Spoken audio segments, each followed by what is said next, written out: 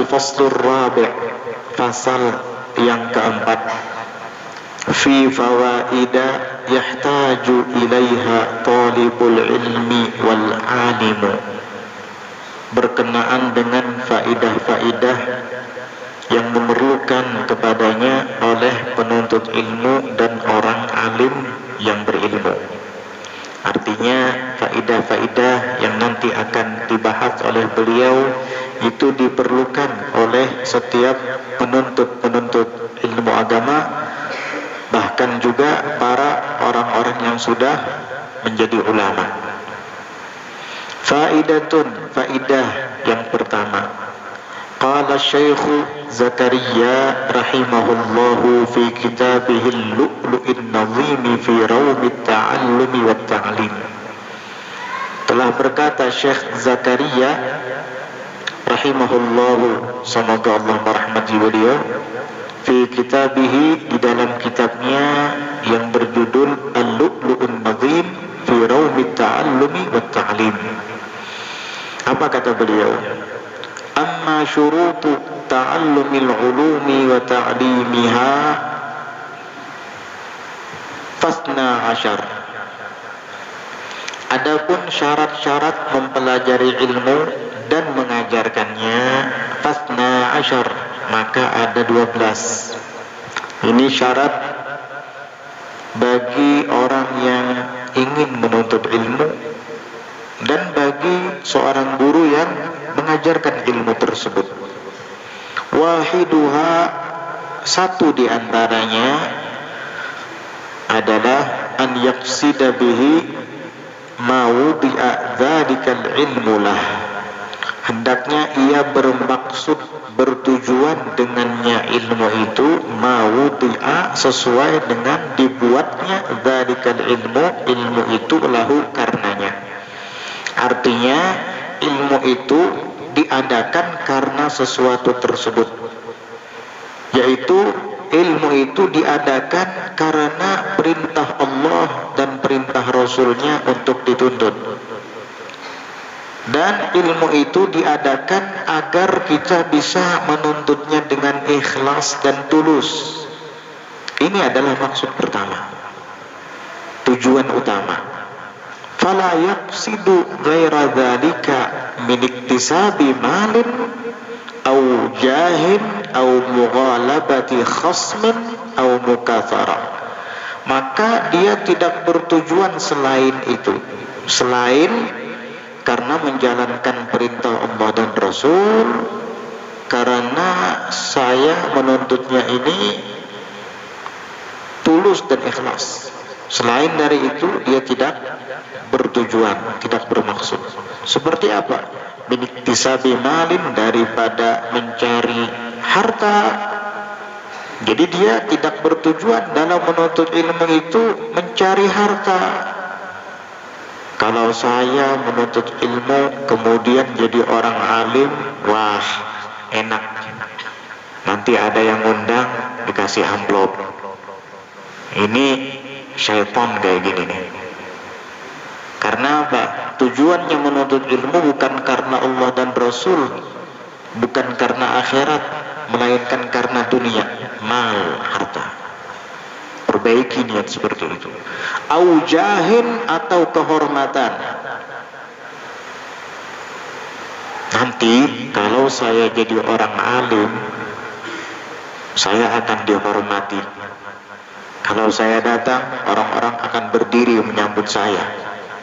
Mereka rebutan mau cium tangan saya. Waduh, ini syaitan juga kayak gini. Gak boleh menuntut ilmu seperti itu dengan tujuan dan niat seperti itu. Na'udzubillah, perbaiki. Au mughalabati khasmin, atau mengalahkan musuh. Dulu waktu saya bodoh, belum paham tentang agama, saya sering didebat oleh si fulan. Awas, saya juga mau menuntut ilmu, nanti kalau saya sudah alim, kamu akan saya balas, kamu akan saya debat. Ini juga salah, ini juga syaitan. Karena ancamannya keras orang yang seperti ini. Man talabal ilma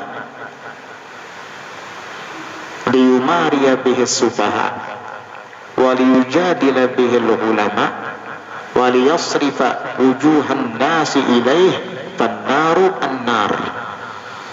Barang siapa yang menuntut ilmu, kata Nabi sallallahu alaihi wasallam, untuk bertengkar dengan orang-orang bodoh atau untuk berdebat dengan para ulama atau untuk mengalihkan pandangan wajah-wajah manusia kepadanya biar orang-orang semua menyanjungnya, memujinya, mengatakan dia sangat alim sekali, tujuannya adalah itu di dalam menuntut ilmu, fannar annar, maka kata Nabi, neraka dan neraka yang pantas bagi orang ini. Na'udzubillah min dzalik.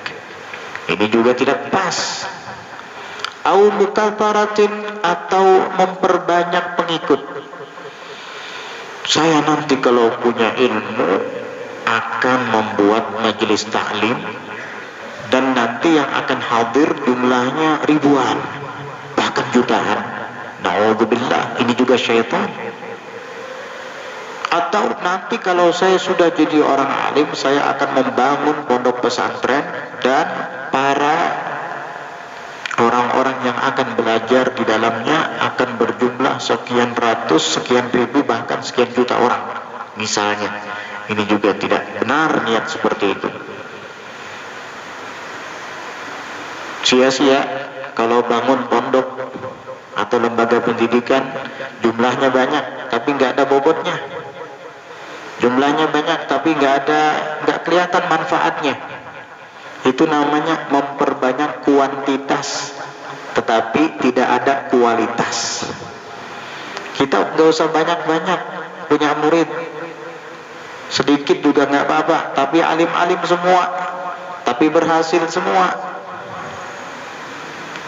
Memang tujuan kita dalam membangun pondok pesantren ataupun membentuk majelis taklim bukan untuk mencari banyaknya jumlah murid atau banyaknya jumlah orang-orang yang berhadir, tidak.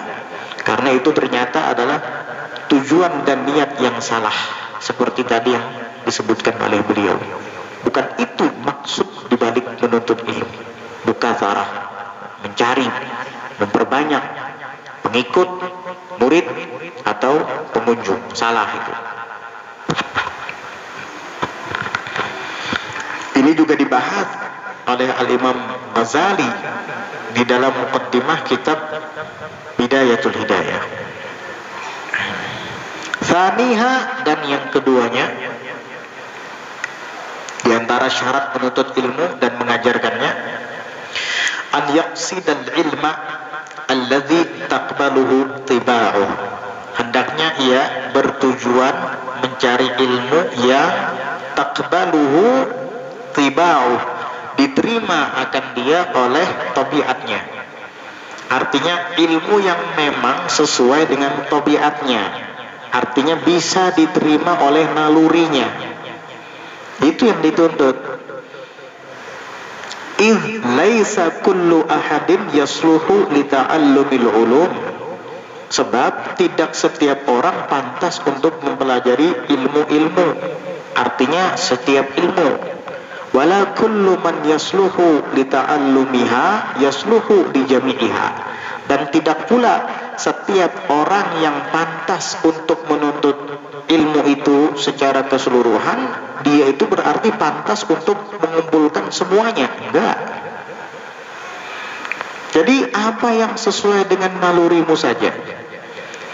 Jangankan ilmu agama, ilmu umum saja beda-beda naluri seseorang dalam mempelajarinya.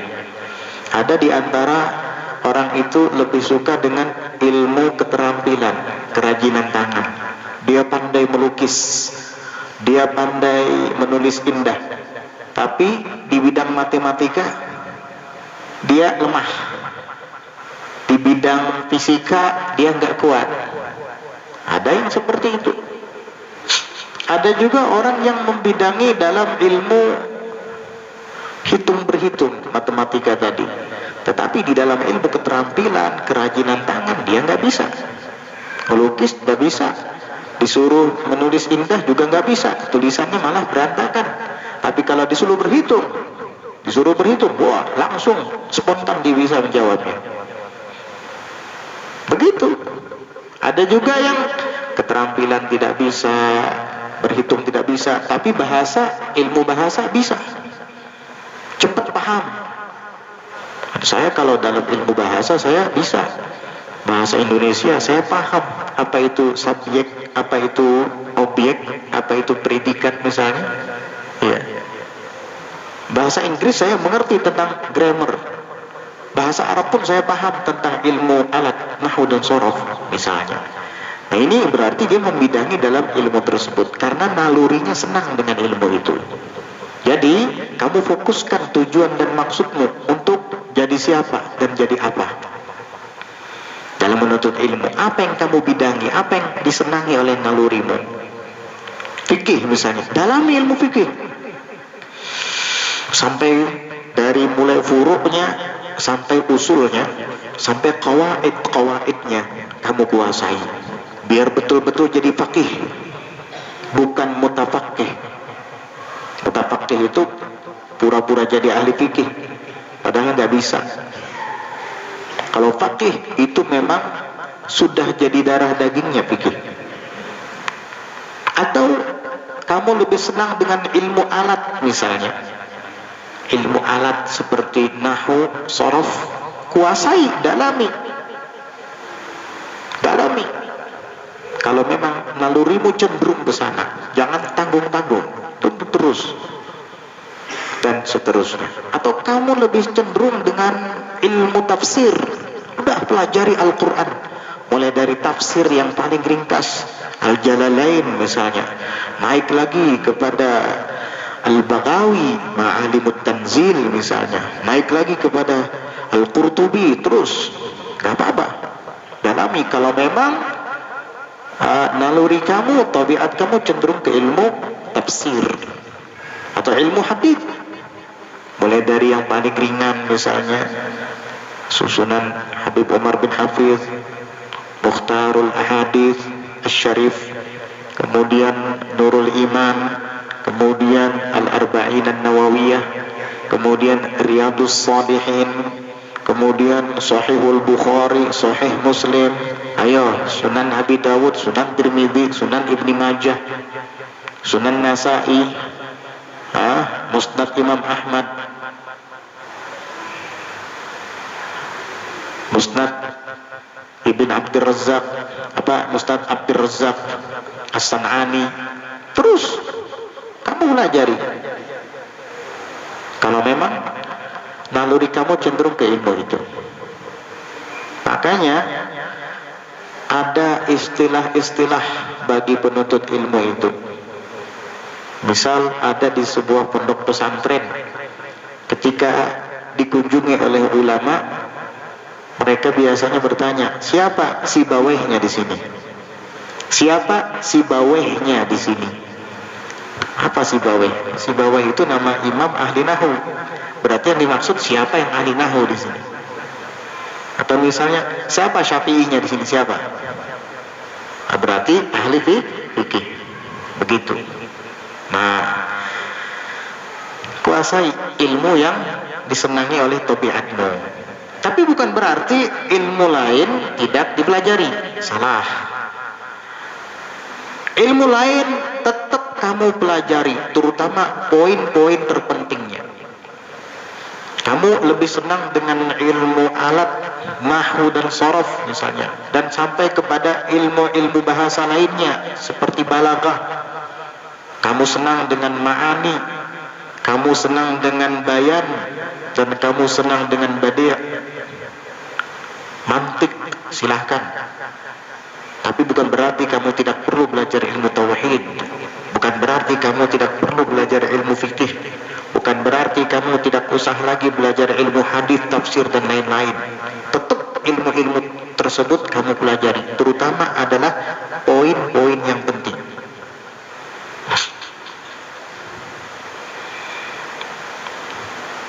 Bal kullun muyassarun lima khuliqalah. Tetapi setiap orang itu akan dimudahkan lima khuliqalah untuk untuk sesuatu yang ia diciptakan karenanya.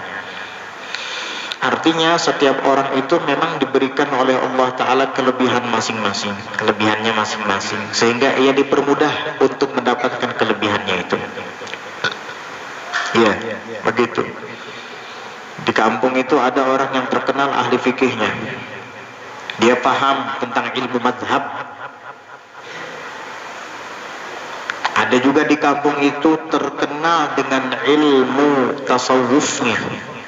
Dia paham tentang ilmu masyrab. Kalau dalam fikih disebut madhab, kalau dalam tasawuf disebut dengan masyrab. Madhab dan masyrab. Masyrab itu masdar mimi, minuman artinya. Maksudnya tarikat. Dia mengerti betul tentang ilmu tarikat. Oh, ini tarikat al-alawiyah, amalannya begini-begini. Oh, ini at-tarikat an-naqsyabandiyah, amalannya begini-begini. Oh, ini adalah tarikat al-qadiriyah, amalannya begini-begini. Masyayikhnya adalah fulan. Oh, ini tarikat as-sammaniyah, amalannya begini-begini, masyayikhnya begini. Masing-masing ada tarikatnya. Ada masyrab. Kayak madhab juga. Oh, ini madhab Syafi'i. Para a'immahnya adalah Al-Karabisi, Az-Za'barani, Al-Muradi, Rabi' Al-Muradi. Di bawahnya lagi nanti ada An-Nawawi, Ar-Rafi'i, ada lagi Ibn Hajar, Ar-Ramli, dan seterusnya. Paham? Oh, ini madhab Hanafi, oh ini madhab Maliki, oh ini madhab Hanbali. Ini fikih. Dalam ilmu madhab, ini dalam masyrab. Ada yang menguasai seperti itu. Ada juga di kampung itu yang menguasai ilmu Al-Quran khusus. Apa sih ilmu Al-Quran itu? Ilmu Al-Quran itu dari mulai tajwid, tata cara melafadzkan huruf sesuai dengan makhrajnya, tempat keluarnya. Mulai dari tajwid, belajar tentang hukum nun mati dan tanwin. Dimulai dari idgham, ikhfa, iqlab, izhar, dan seterusnya. Sampai nanti akhirnya kepada ilmu qiraat. Metode pembacaan Al-Quran. Ada yang namanya imalah, ada yang namanya ismam, ada yang namanya tashil, ada yang namanya isba, macam-macam. Nah, ini ilmu qiraat sudah ini. Dari wadduha bisa dibaca wadduha, imalah. Ya, ada yang bacanya begini dan begitu, ada yang bacanya kasrah, ada yang bacanya nasab, fathah. Itu ilmu qiraat. Qiraat itu nanti ada qiraat yang sab'ah mutawatirah muttafaq alaiha, 7 qiraah yang disepakati kebenarannya. Ada lagi al-ashrul mutawatirah mukhtalafun fiha, 10 qiraat yang diperselisihkan. Ada lagi yang arba'atun mutawatirah muttafaqun ala dha'fiha, misalnya 4 qiraat yang disepakati kelemahannya. Atau bukan mutawatirah, ghairul mutawatirah gitu. Itu qiraat. Nanti ada lagi tafsirnya, itu membahas tentang makna-makna kalimat dan tentang asbabun nuzul, sebab-sebab turunnya Al-Quran. Nah, ini ilmu Quran, lain lagi bidangnya, ini beda lagi bidangnya. Dan masing-masing punya kemampuan dalam bidangnya sendiri-sendiri, dalam bidangnya masing-masing. Orang yang ahli fikih belum tentu dia ahli dalam qiraat Quran dan ilmu-ilmunya. Orang yang ahli Quran juga belum tentu dia menguasai ilmu hadis atau ilmu fikih. Begitu seterusnya. Nah, kamu di mana kira-kira? Apa bakatmu? Apa nalurimu? Kemana cenderungnya? Maka tekuni baik-baik, pelajari baik-baik. Saya lebih senang dengan ilmu sirah, itu sejarah Nabi Sallallahu Alaihi Wasallam. Sudah pelajari kamu dari mulai kitab sirah yang paling tipis sampai yang paling tebal sampai yang berjilid-jilid. Kuasai. Dan ingat, jangan separuh-separuh. Belajar fikih separuh-separuh, belajar hadis separuh-separuh, belajar nahwu separuh-separuh, akhirnya mangkal seberataan kada ada yang masaknya. Kalau dimakan masam, ya mangkal seberataan dipencok maka. Nah ini harus.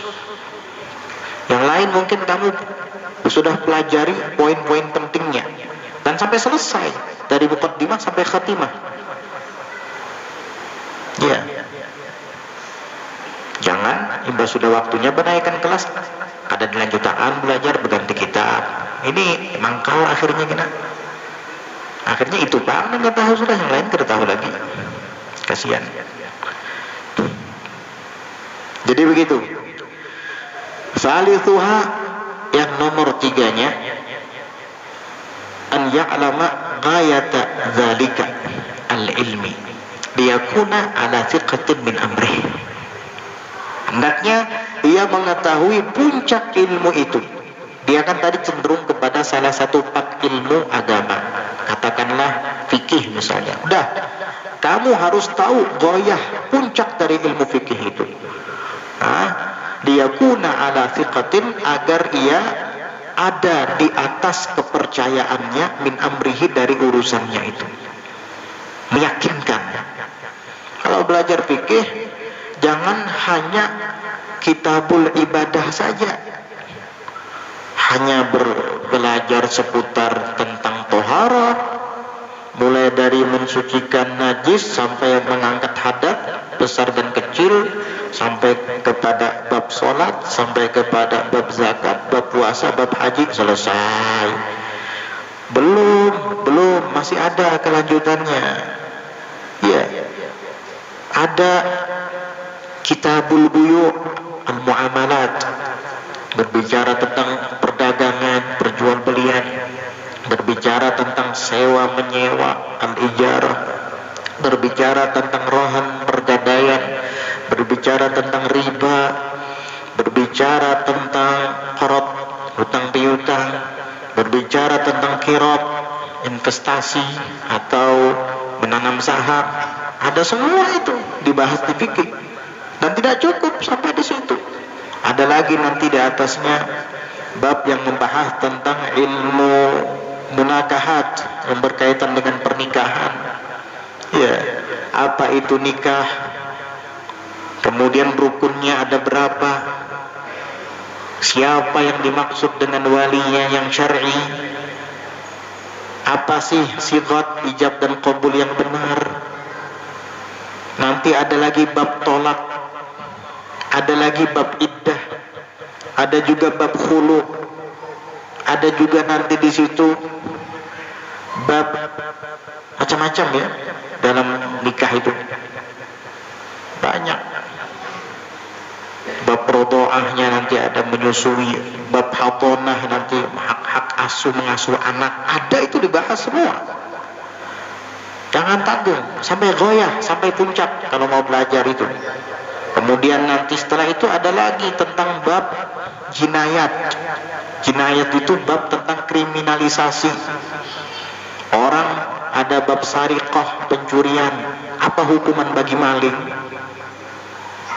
Kemudian ada juga di situ nanti babul qatl, membunuh, apa hukuman bagi orang yang membunuh, dan terbagi berapa bentuk pembunuhan itu, modus pembunuhan itu terbagi berapa.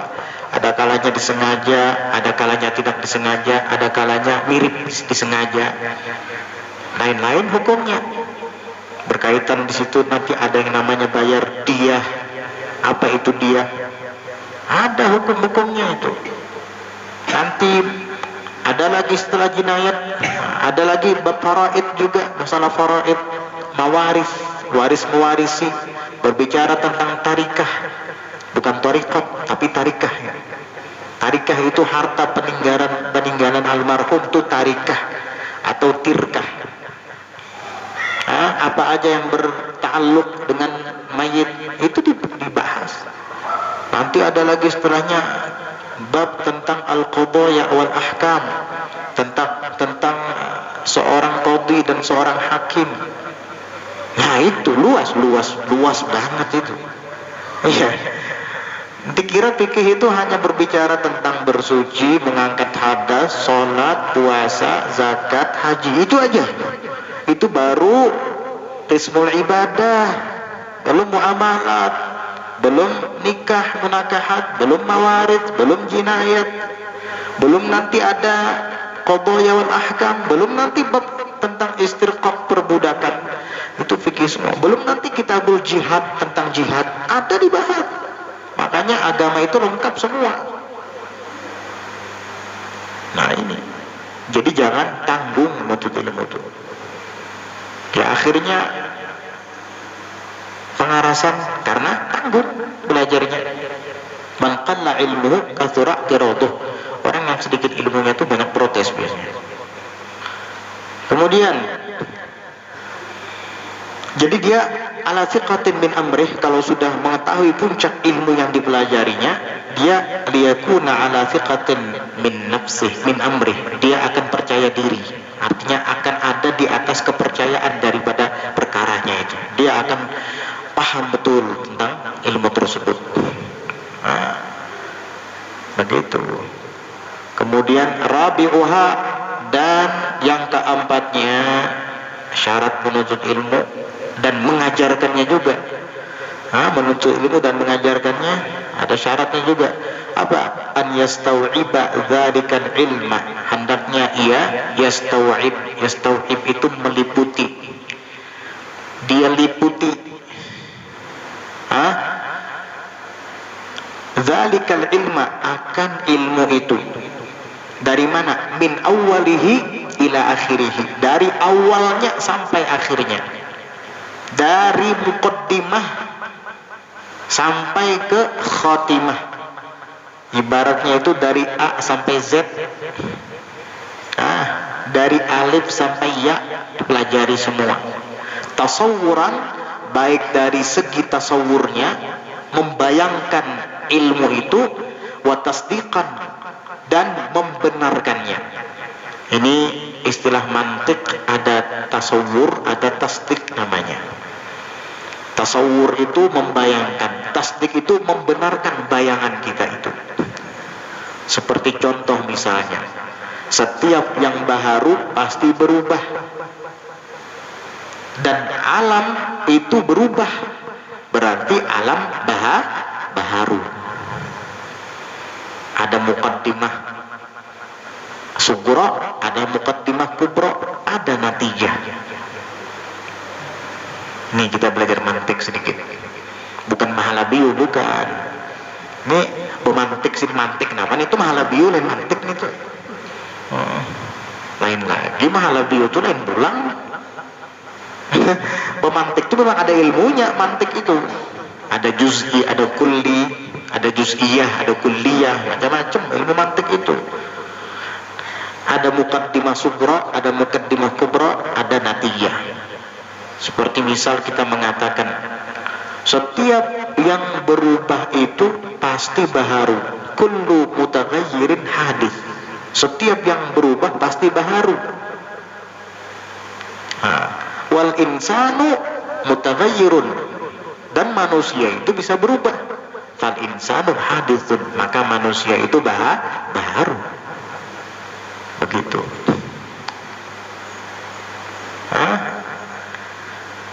Nanti ada dalalah di situ. Ada dalalah wad'iyah, ada dalalah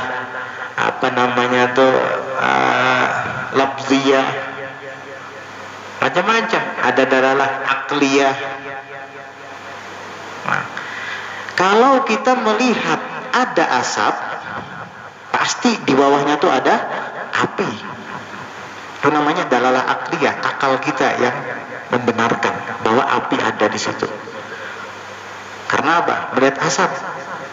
Ketika kita mendengar ada rintihan, aduh, berarti di situ ada orang yang sedang kesakitan. Ini dalalah aqliyah. Ada juga dalalah lafziyah, lafaz. Ketika kita mendengar kalimat masjid, langsung yang terbayang di benak kita adalah bangunan yang ada kubahnya. Ketika kita mendengar sholat, langsung yang terbayang di benak kita adalah perbuatan orang yang sedang melakukan qiyam, ruku, i'tidal, sujud dan sampai salam. Itu dalalah lafziyah namanya. Atau ketika kita mendengar untuk, langsung ingat dengan wadai yang di dalamnya ada intinya. Nah itu mantik itu.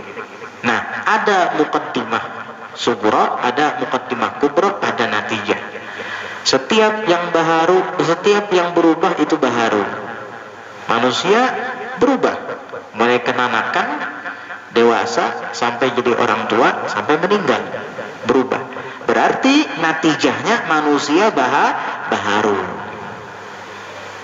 Muqaddimah sughronya, permulaannya kita memikirkan manusia itu setiap yang baharu itu, setiap yang berubah itu baharu. Ini muqaddimah sughra namanya.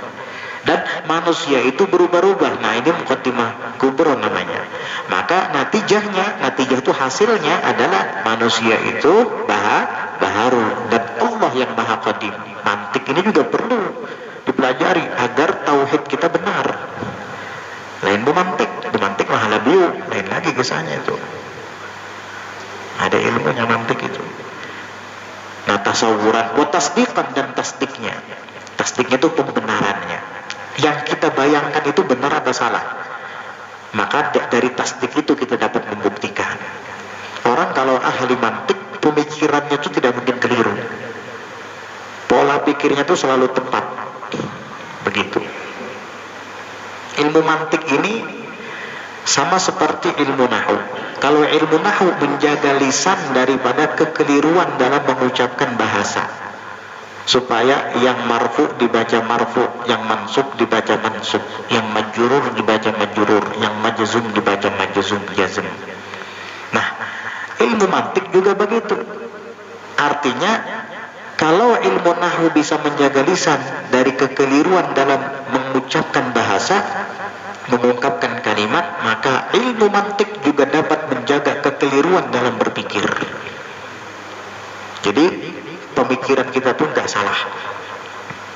Itu ilmu mantik, menjaga pemikiran dari kesalahan. Nah, kamu, kata beliau, syarat untuk menuntut ilmu itu atau mengajarkannya mulai awal sampai akhir. Mulai dari muqaddimah, bahasa Indonesianya pendahuluan, sampai ke khotimah. Khotimah itu penutupan. Harus kamu pelajari. Ya. Jangan ketika masuk sekolah belajar ilmu nahwu misalnya. Pas belajar ilmu nahwu sampai ke bab at-tawabi misalnya, bab atof, naat, badal dan taukid. Sudah genap setahun, lalu menaikkan kelas. Mulai kelas 2 wusto sampai kelas 3 wusto. Akhirnya mutammimahnya tadi perai kada dilanjutkan, pindah pulang ke kitab Alfiyah. Waduh, mutammimah belum tuntas, langsung Alfiyah dibaca. Lalu tamat, yang tanggung akhirnya terbisa. Sadeta belajar apa? Alfiyah. Ngeri mendengarnya Alfiyah Ibni Malik. Napa nang dibaca syarahnya? Itu syarah Ibni Aqil, hasyiahnya Qadil Quduh. Sekali disuruh baca kitab, membaca salah-salah aja pulang. Subhanallah. Banyak yang kayak gitu, nggak tamat baca kitabnya. Naik kelas sampai lulus sekolah, kitab kada tamat. Ya nang mangkal, serba mangkal tadi. Dimakan kada nyaman, masak dibuang sayang, pada dipencok lagi seadanya. Allahu Akbar. Ini kasihan, terkatun-katun. Gak apa-apa, kamu kelas berapa sekolah? Saya baru kelas 1 wusto, 2 tahun saya di kelas 1 wusto. Tamat sih. Lebih baik 2 tahun di kelas 1 wusto tapi tamat daripada setahun tapi gak tamat. Gak apa-apa. min awwalihi ila akhirih, dari awalnya sampai akhirnya. Begitu juga dengan guru yang mengajarkan ilmu. Kitab itu diajarkan dari awal sampai akhir, biar supaya murid-murid itu paham betul, mulai dari awal muqaddimah kitab sampai akhir. Maka biasanya di awal muqaddimah kitab itu ada doa dari musannif, dari yang mengarang kitab. Misalnya, nas'alullaha ta'ala an yu'zima bihin naf'a di jami'il muslimin misalnya, atau an ya'umma bihin naf'a di jami'il qari'in misalnya. Mudah-mudahan, kata musannifnya, Allah Ta'ala sebarkan kemanfaatan dalam kitab ini kepada semua yang membacanya. Doa dari beliau, amin, dapat kita manfaat. Kepada muslimin muslimat misalnya. Nanti di akhir penutup, musannif juga mendoakan biasanya, hadhihi khatimatu nas'alullaha an yakhtima biha khatimatana ala husnil khatimah misalnya. Ini adalah penutupan kitab, dengannya mudah-mudahan Allah Ta'ala sudahi kehidupan kita dengan husnul khatimah. Kan bagus, dapat amin. Enak. Jadi mengajarkan ilmu dari awal sampai akhir. Itu guru, tugas guru sampai tamat kitabnya. Mengenai muridnya, tamat atau pada tamat terserahinya, urusannya. Amun rajin hadir, insya Allah tamat juga. Amun balang kambingan kena hadir kena kada. Pas tekana giliran bertamat kitabnya kada hadir, kada dapat doa tadi. Padahal bertahun-tahun nuntut ilmu. Sayang. Pang, ustadznya pang ada mau makan minggu semalam. Kenapa kita harus dulu makan? Tahu-tahu bisa berpaham-paham seorang menuntut ilmu tuh. Sudah tuha-tuhaan aja berataan. Kena datang, kena menuntut, kena hadir, kena alfa. Orang kayak gini lambat jadinya dapat. Kena bersambung ditatak, sambung belang tatak. Banyak anunya, sambungannya jadinya. Maka sulit kalau separuh-separuh itu menuntut ilmu. Iya, bisa salah nanti pemahamannya. Ada orang yang hasud dengan Abu Nawas di zaman Harun ar-Rasyid. Dia hadir ke majelisnya Abu Nawas untuk belajar, tetapi dengan niat mencari kesalahannya. Abu Nawas membahas di dalam majelisnya tentang sebuah pelaksanaan sholat, tetapi orang itu menghadirinya tidak dari awal. Kata Abu Nawas, kalau kita takbir, kemudian kita baca Fatihah, takbir lagi dan seterusnya sampai kemudian salam, dan sholat ini tidak perlu kita ruku, tidak perlu kita sujud, cukup selesai. Dengar dia, wah, Abu Nawas mengajarkan ajaran sesat.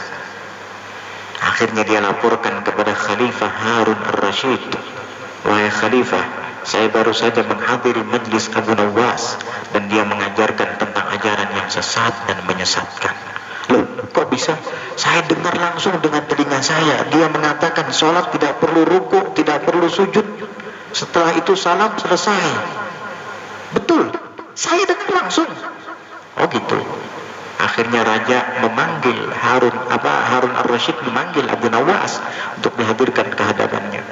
Ketika dihadirkan ke hadapannya, kata Harun ar-Rasyid, apa benar yang dikatakan oleh Fulan bin Fulan bahwasanya engkau baru saja mengajarkan ajaran yang menyesatkan? Kata Abu Nawas, apa itu wahai Khalifah? Engkau mengatakan sholat tidak perlu ruku, tidak perlu sujud, tidak perlu berdiri, tidak perlu tasyahud akhir, duduk dalam tasyahud akhir, tidak perlu, langsung saja salam. Kapan wahai Khalifah? Tadi barusan. Oh iya betul, memang saya ada membahas tentang itu. Berarti kamu mengajarkan ajaran sesat wahai Abu Nawas. Tunggu dulu hai khalifah. Itu yang baru saja saya bahas adalah sholat jenazah, menyembahyangkan mayit. Masa sholat jenazah rukuk dan sujud? Apa betul itu wahai khalifah? Justru kalau saya suruh sujud dan rukuk, itu yang sesat malahan. Sembahyang jenazah pakai rukuk dan sujud. Hah? Betul juga. Nah itu tadi yang saya bahas di majelis. Memang siapa yang bilang saya mengatakan tidak benar atau sesat? Ini fulan bin fulan. Dan kamu hadirnya kapan? Dan pulangnya kapan? Hadirnya terlambat, buliknya berdahulu pulang. Apa dia tersesat? A'udzubillah min dzalik. Ya begitu akhirnya. Makanya an yastau'iba dzalikal ilma, hendaknya ia meliputi ilmu itu min awwalihi ila akhirih, dari awalnya sampai akhirnya. Jangan putus-putus. Ya istiqomah. Ya begitu jadinya. Tasawuran, dari segi tasawurnya dia mengkhayalkan ilmunya itu, wa tasdiqan, dan membenarkannya dalam segi pembenarannya seperti yang tadi dijelaskan. Khamisuha, yang kelimanya, syarat menuntut ilmu dan mengajarkan ilmu, an yaqsida fihi al-kutub al-jayyidata, hendaknya ia bermaksud di dalam ilmu itu, bertujuan al-kutub al-jayyidata, akan kitab-kitab yang bagus. Maksudnya mencari kitab yang bagus. Al-mustaw'ibata, yang meliputi di jami'il fan, bagi seluruh fan, yaitu pak ilmu. Di jami'il fan, pak ilmu. Apa ya? Pak ilmu, kurikulum ilmu, jami'il fan, bagi seluruh pak keilmuan. Ada kitab yang lengkap, seperti kitab Ar-Risalatul Jami'ah karangan Al-Habib Ahmad bin Zain Al-Habsyi. Nama kitabnya Ar-Risalah. Kalau namanya adalah Ar-Risalah berarti tipis, enggak tebal. Tapi Jami'ah, lengkap, menghimpun semuanya. Dalam kitab Risalatul Jami'ah itu fikihnya ada, akhlaknya ada, adabnya ada, doa-doanya ada, tasawufnya ada, lengkap itu. Tauhidnya ada juga di situ. Pilih, kata beliau, kitab-kitab yang bagus dan kitab-kitab yang meliputi li jami'il fan, bagi seluruh pak ilmu. Bidang ya, pak atau bidang, li jami'il fan, bagi seluruh bidang atau pak keilmuan. Pilih yang lengkap. Jangan ilmu tauhid saja, akhirnya yang lain kada dipelajari, salah juga.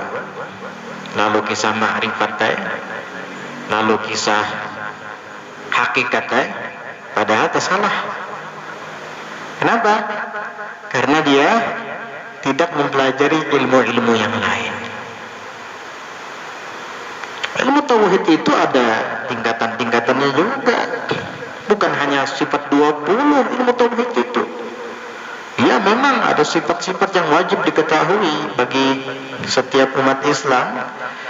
Sifat 20 yang wajib, sifat 20 yang mustahil, sifat jaiz, itu bagi zat Allah wajib diketahui oleh semua umat Islam. Tapi bukan berarti berhenti sampai di situ. Nanti ada yang membicarakan tentang ilahiyat, al-ilahiyat. Apa itu al-ilahiyat? Berbicara tentang ketuhanan, tentang zatnya Allah. Itu sifat 20 masuk dalam bab al-ilahiyat. Nanti apa yang mustahil, wajib, dan jaiz, kemudian af'al, asma, dan sifat, itu masuk dalam al-ilahiyat. Ada lagi nanti an-nubuwat. Ini berbicara tentang para nabi dan rasul, kenabian dan kerasulan. Nanti setelah nubuat ada lagi namanya as-sam'iyat. Pernah dengar as-sam'iyat? Tanya tuh sama yang ceritanya hakikat-hakikat, makrifat-makrifat, apa itu? Jelaskan kepada saya tentang as-sam'iyat.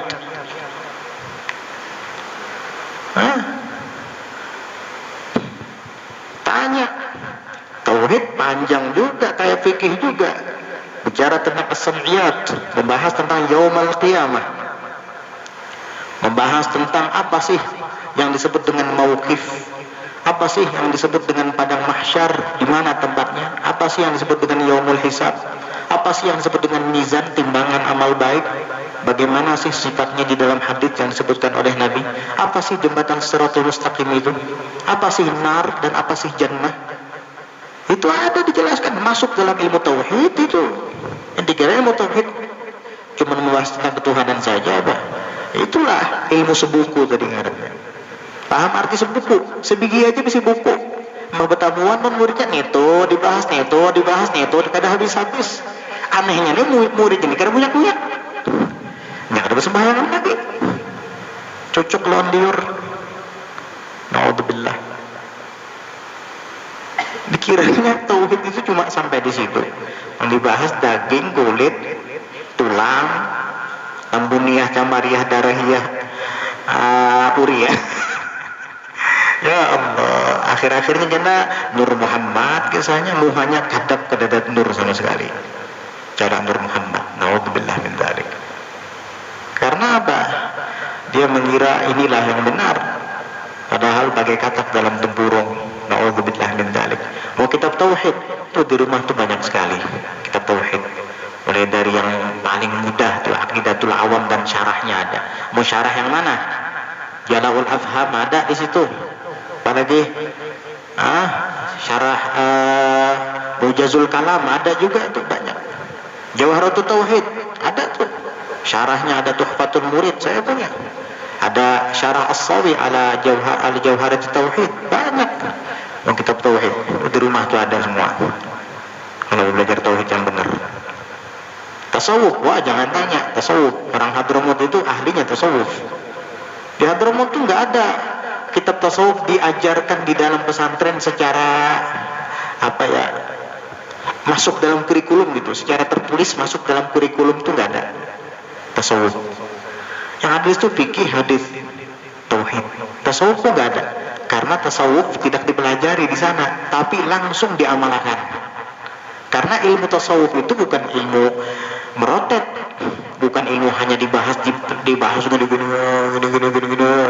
kibir, tawadhu, hilim, ghadab, mahabbah, bughd. Nah, bukan masalah itu. Itu pembahasan mulut. Kalau pembahasan mulut burung tiung bisa bukan der.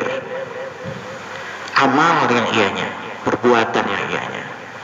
Di situ dibahas tentang suluk, bagaimana adab seorang murid kepada gurunya, bagaimana adab seorang salik kepada syekh murabbinya, kepada syekh mursyidnya. Ada dibahas itu. Tidak dengan lisan, langsung praktek amal langsung. Begitu orang Hadramut itu begitu. Langsung amal. Kalau nyari kurikulumnya sih tidak ada kalau nyari kurikulumnya. Tapi kalau amalnya hari-hari jadi amalan. Jadi tasawuf itu tidak di buku, tidak di kertas lagi, tidak tertulis di kertas lagi. Tapi tasawuf itu sudah mendarah daging dalam tubuh mereka. Di dalam manaqib para sadah alawiyin itu sering disebutkan, wa kana radhiyallahu anhu yu'addu min rijalir risalatil Qusyairiyah. Wakana radhiyallahu anhu, dan adalah beliau itu radhiyallahu anhu yu'addu min rijali ar-risalatil Qusyairiyah, termasuk orang-orang yang hebat yang disebutkan dalam kitab Risalatul Qusyairiyah misalnya. Itu kenapa? Karena di dalam kitab Risalatul Qusyairiyah itu ada manaqib para sufi, para ahli tasawuf. Nah, orang-orang Hadramut ada yang kelakuan mereka, akhlak mereka, ibadah mereka mirip seperti yang disebutkan di dalam kitab-kitab tasawuf itu, seperti kitab Ar-Risalatul Qusyairiyah itu. Ada banyak. Dan itu praktek amal, gak banyak ngomong. Kalau kita kan banyak ngomong, amalnya kosong.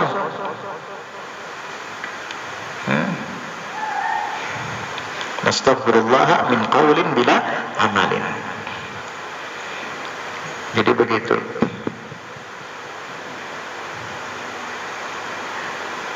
Cari kitab yang bagus, yang menghimpun segala ilmu lengkap.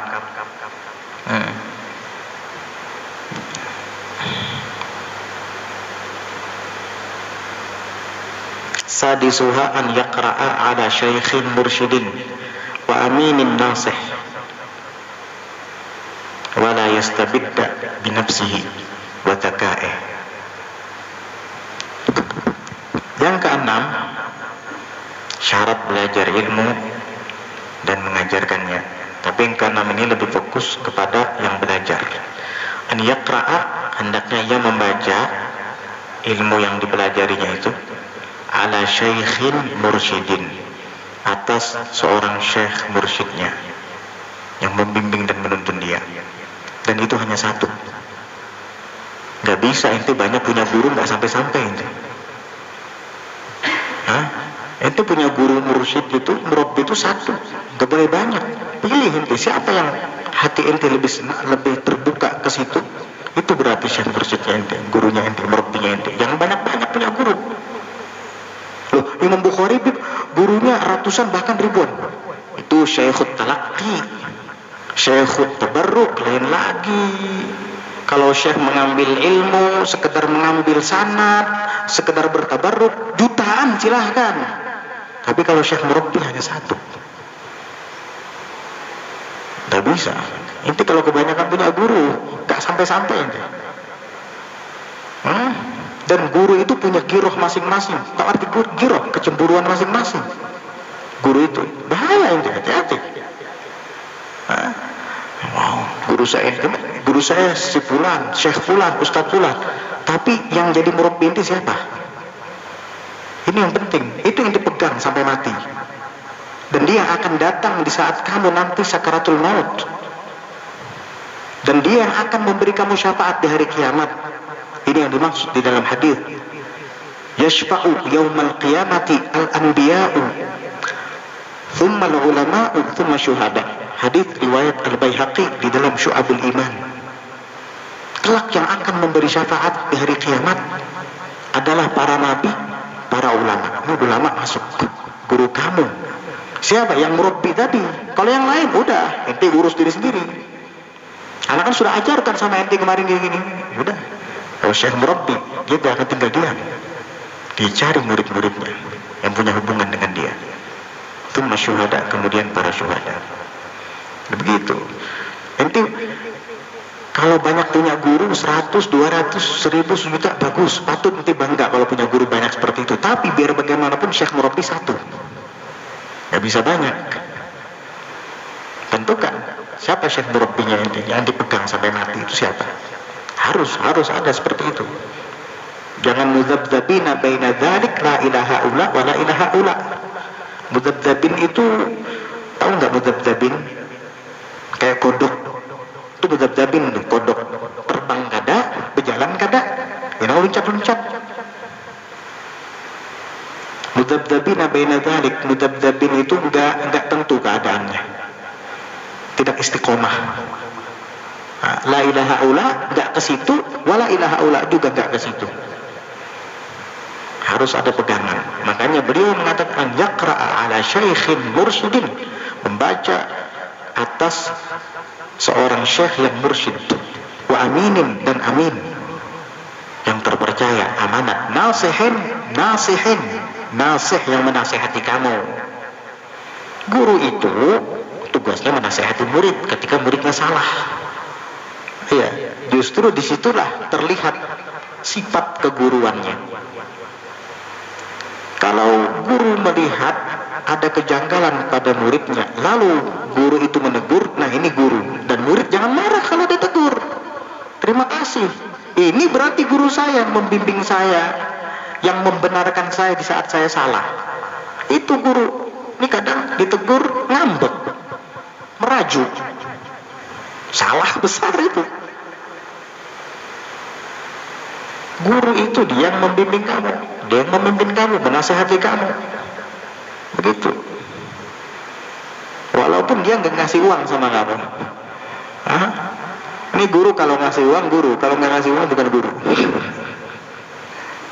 Nah, aku di situ ada diberinya duit, di sini diberiin duit.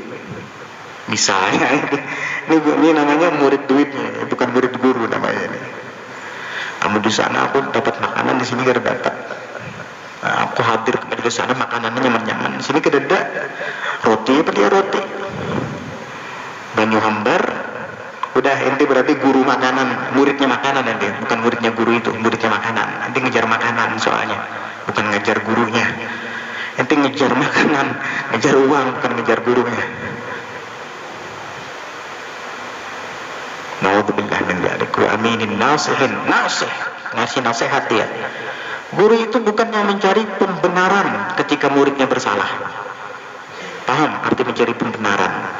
Mungkin dia melihat muridnya ini terkena kaya, dia dapat manfaat uang dari muridnya. Pas salah dicari-cari pembenaran. Ajak ada bapak, ada aja kaulnya itu, ada aja kaulnya itu. Aduh, ini tuh balik pulang nih gurunya yang gak beres kalau kayak gini. Maka tugas guru membenarkan yang salah, bukan yang salah dicarikan kebenarannya, pembenarannya.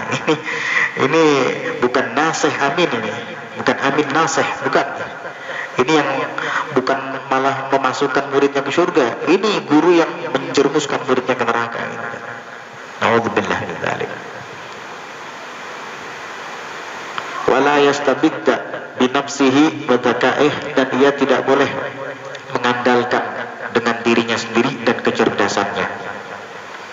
Jangan mengandalkan kebisaannya dan kecerdasannya. Belajar sama guru, jangan hanya baca buku sendirian. Nanti kamu salah memahami, sesat lagi nanti. Dulu ada di antara ya jamaah kita, kawan kita, masya Allah, orangnya masya Allah polos, dia memang senang sama agama. Akhirnya lihat ulun sedang nyisir jenggot, ulun sisir jenggot. Bib, ada apa? Ulun ada pernah baca buku, katanya nggak boleh nyisir jenggot, haram. Dia bilang Rasulullah itu kalau kemana-mana bawa sisir, ya sisir rambut, jenggot supaya rapi. Nggak ada bukunya. Oh, bawakan bukunya ke saya nanti. Minggu depan dia bawa bukunya. Ulun baca, belum ulun baca, baru ulun lihat di halaman sampulnya aja sudah. Siapa penulisnya? Belum dibaca, baru baca lihat penulisnya. Subhanallah. Ternyata penulisnya orang yang suka membid'ahkan itu, yang suka bilang syirik-syirik itu. Tidak tahu ini dapat dari mana dia buku. Pantesan ulun lihat jenggotnya berantakan terus, nggak disisir gara-gara baca buku itu. Ternyata ulun lihat di situ hadis tentang apa namanya, Nabi melarang, maksudnya terlalu keseringan menyisir jenggot, keseringan, dikit-dikit sisir, dikit-dikit jambul, sisir dikit. Nah, itu yang dilarang, bukan berarti sewaktu-waktu, bahkan sewaktu-waktu dianjurkan daripada berantakan jenggotnya kesitu kemari, temaju mundur. Iya. Nah, tapi yang dilarang itu adalah keseringan, itu namanya ifrat, berlebihan, itu dilarang. Nah, berlebihan itu dilarang. Makanan berlebihan dilarang, minuman berlebihan dilarang, ya, nyisir berlebihan dilarang, pakai bedak juga berlebihan dilarang, ya, pakai bedak berlebihan itu jadi topeng monyet nanti, ya, jadi begitu. Saya kasih tahu, sini bukunya, jangan dibaca lagi, bukunya ada tuh sampai sekarang di rumah. Kasihan, dia nggak tahu, untung dia bertanya, coba kalau nggak nanya. Udah jadi orang-orang sebelah tadi. Nauzubillah min dzalik. Itu jadi harus ada guru yang membimbing. Kamu tidak bisa mengandalkan kecerdasanmu karena kamu masih belajar. Kalau kamu sudah menguasai ilmu semuanya, gak apa-apa. Kamu baca sendiri karena kamu sudah punya barometer. Tahu barometer? sudah punya alat pengukur antara yang benar sama yang tidak benar. Nggak apa-apa kalau kayak gitu. Hatta baca Injil nggak apa-apa ente.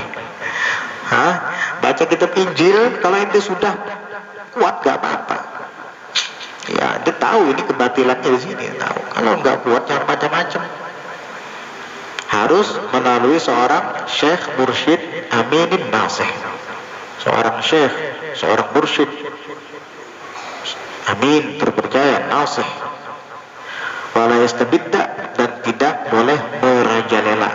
Istabidda itu makna aslinya merajalela. Tapi yang dimaksud di sini mengandalkan. Maksudnya dia merajalela mengandalkan kebisaannya. Nggak bisa. Harus melalui guru, berguru. Kalau itu sudah kuasai mafatihul ulum, tahu mafatihul ulum, kunci-kuncinya ilmu.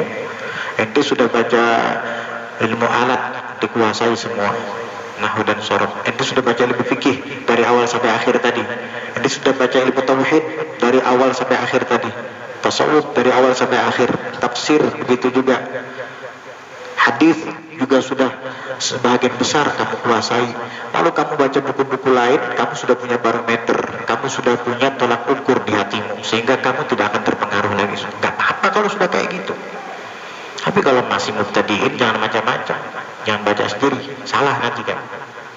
Dan kalau kamu baca sendiri lalu salah, kamu gak sadar kalau kamu itu salah, karena gak ada yang mengingatkan. Itu bahaya. Iblis senang dengan yang kayak gini nih. Kesempatan bagi iblis untuk menyesatkan. Man lam yakun lahu syaikhun fasyaitanu syaikhuh. Orang yang tidak punya guru, maka syaitan yang jadi gurunya. Na'udzubillah min dzalik. Sabi'uha an yudhakira al-aqrana wal anzara talaban litahqiqi la lil mughalabati bal lil muawanati 'ala al-fa'idati wal istifadah wallahu a'lam bis-shawab. Insyaallah kita lanjutkan bahagian yang ketujuh ya daripada syarat belajar dan mengajar ilmu yang disebutkan oleh Syekh Zakaria Al-Ansari rahimahullahu ta'ala. Mudah-mudahan bermanfaat bagi kita semuanya. Amin ya rabbal alamin. Ini ada permintaan dari para penyumbang untuk bangunan kita. Alhamdulillah bangunan sekarang sudah selesai.